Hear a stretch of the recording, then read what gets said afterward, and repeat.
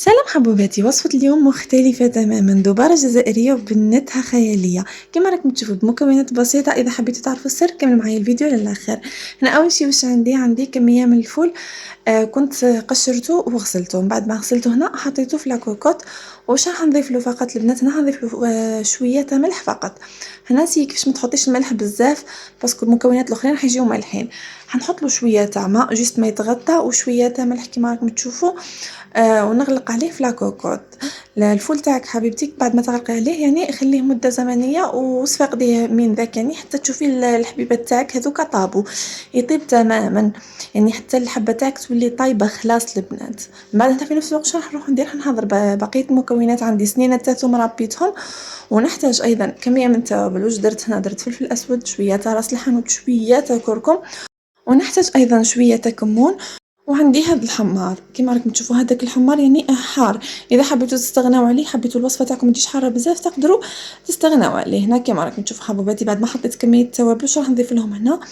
عندي هنايا ملعقة كبيرة تاع هريسة وحليتها بشوية زيت زيتون. يعني هذيك الهريسة تاعك تحليها بزيت زيتون وتخلطيها مع بقية التوابل. من بعد انا حبوبات واش راح ندير؟ حنجيب ماء يكون دافي ونخلط به هذوك المكونات حتى نتحصل على خليط اللي يكون ليكيد، يعني نقدر نستعمله من بعد في لاغسيت تاعي. هنا حبيبتي الماء ضيفيه غير بالعقل حتى يولي هذاك الخليط تاعك والمكونات تاعك تولي جارية نوعا ما. هنا راح نروح الخطوة الثانية. عندي ملعقة كبيرة تاع طماطم مصبرة وراح نضيف لها شوية تاع ماء. يعني هذيك الطماطم المصبرة تاعك حبيبتي خلطي معاها الماء وشوية تاع زيت زيتون. يعني هذيك الطماطم ضيفي لها شوية تاع ماء وزوج مغارف كبار تاع زيت زيتون وخلطيها حتى تولي حتى هي ليكيد كما راكم تشوفوا. يعني الطريقه بزاف بسيطه البنات هذه.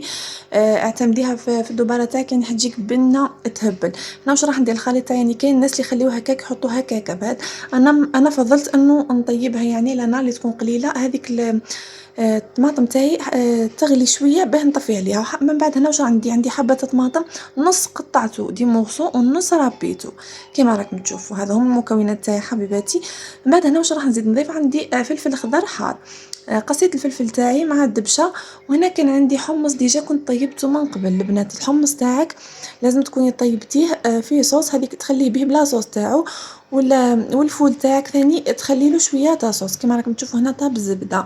هنا واش راح ندير بعد ما طابوا كامل المكونات تاعي؟ واش راح ندير؟ حنجيب صحن التقديم تاعي وراح نحط هذاك الحمص، شويه تاع حمص وشويه تاع فول. والبنات هنايا نضيف بقيه المكونات فقط. نتوما الفول كي طيبوه والحمص خليوه بلا صوص تاعو. هنايا حنضيف بقيه المكونات حوالي ملعقه حسب يعني كونتيتي اللي حطيتيها تاع الحمص والفول. يعني تحطي ملعقه من هذيك لاصوص وملعقه من هذوك التوابل وشويه تاع طماطم.